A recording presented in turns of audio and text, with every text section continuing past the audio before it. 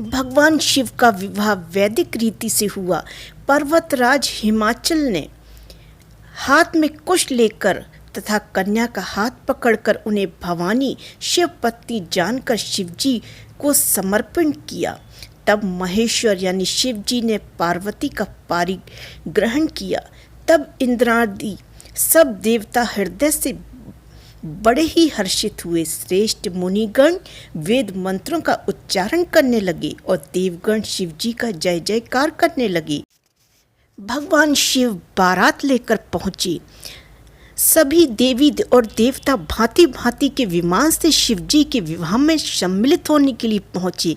अप्सराएं गाने लगीं। विष्णु और ब्रह्मा आदि देवताओं के समूह अपने अपने वाहन पर चढ़कर बारात में चले। शिवजी ने सुंदर मस्तक पर चंद्रमा, सिर पर गंगा जी, 3 नेत्र, सांपों का जनेऊ, गले में विष और छाती पर नरमुंडों की माला थी। एक हाथ में त्रिशूल और दूसरे में डमरू सुशोभित है।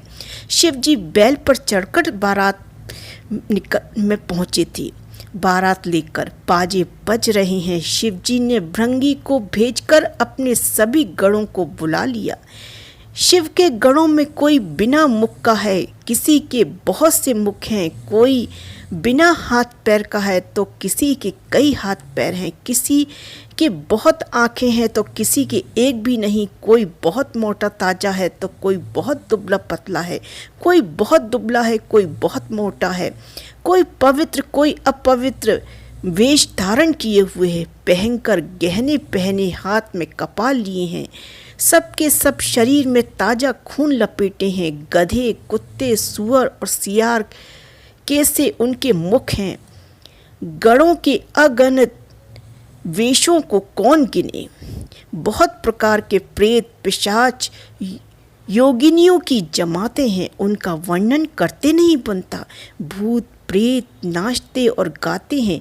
ये सब बड़े मौजी हैं, देखने में बहुत ही बेढंगे जान पड़ते हैं और बड़े ही विचित्र ढंग से बोलते हैं। जैसे दूल्हा है सब वैसे ही बारात बन गई है। मार्ग में चलते हुए भांति भांति के कौतुक यानी तमाशे होते जाते हैं। शिवजी के गणों की इस विचित्रता को देखकर विष्णु जी व्यंग से बोलते हैं, हे भाई, हम लोगों की ये बारात वर के योग्य नहीं है, क्या पराये नगर में जाकर हंसी कराओगे।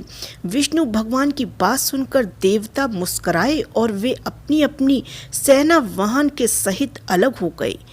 बारात को नगर के निकट आई जब बारात तो सुनकर नगर के चहल पहल मच गई वहाँ पर, जिससे उसकी शोभा बढ़ गई। अगवानी करने वाले लोग बनाव श्रृंगार करके तथा नाना प्रकार की सवारियों को सजाकर आदर सहित बारात को लेने चले। देवताओं के समाज को देखकर सब मन में प्रसन्न हुए और विष्णु भगवान को देखकर तो बहुत ही सुखी हुए। किंतु जब शिवजी के दल को देखने लगे तब उनके सब वाहन सवारियों के हाथी, घोड़े, रथ के बैल डर। माता पिता हिमालय राज और मैनावती पूछते हैं कि क्या हुआ, तो कहते हैं क्या कहें, कोई बात कही नहीं जाती। ये बारात है या यमराज की सेना। दूल्हा पागल है और बैल पर सवार है। सांप, कपाल और राख ही उनके गहने हैं। वह नंगा जटाधारी और भयंकर है। उसके साथ भयानक मुख वाले भूत, प्रेत, पिशाच, योगिनियों और राक्षस हैं। जो बारात को देखकर जीता बचेगा सचमुच उसके बड़े ही पुण्य और वही पार्वती का विवाह दिखेगा। बारात जब द्वार पर पहुंची तो सभी स्त्रियां भाग गईं।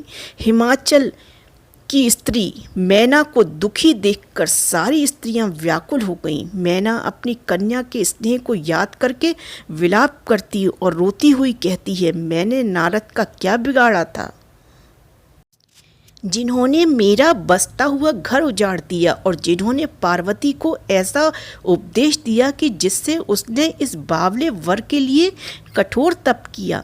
माता को विकल देखकर पार्वती जी विवेक युक्त कोमल वाणी से बोली, हे माता, जो विधाता रच देता है वो टलता नहीं है। ऐसा विचार कर तुम सोच मत करो। जो मेरे भाग्य में बावला ही पति लिखा है अगर, तो किसी को क्या दोष। माता, क्या विधाता के अंक तुमसे मिट सकते हैं?